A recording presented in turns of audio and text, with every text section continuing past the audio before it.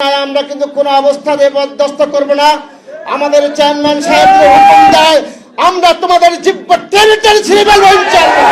বিএনপির বিরুদ্ধে কোনো কথাবার্তা বলতে হলে সাবধানের সাথে অজু করে কথা বলবেন। বাংলাদেশ জাতীয়তাবাদী দলের বিরুদ্ধে যদি কোনো ধরনের ষড়যন্ত্র করা হয়, অশ্লীল কোনো বক্তব্য দেওয়া হয়, তাহলে বেশি দিন নাই আমরা কিন্তু কোনো অবস্থাতে বরদাস্ত করব না।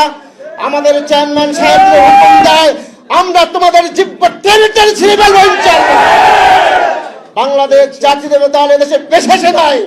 বাংলাদেশ জাতীয়তাবাদী দল এদেশের মানুষের তো গণতন্ত্রের অতন্ত্র প্রহরী, গণতন্ত্রের অতন্ত্র প্রহরী হিসেবে কাজ করছে।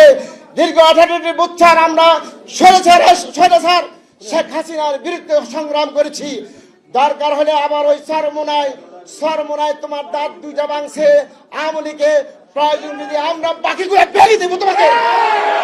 তুমি আমাদের নেতার বিরুদ্ধে এই ধরনের অস্থির বক্তব্য দিবা, বাংলার জমিনে তুমি কোথাও কোনো জায়গার মধ্যে মাহফিল করতে পারবে না, তোমাকে মাহফিল করতে দেবো না ইনশাআল্লাহ।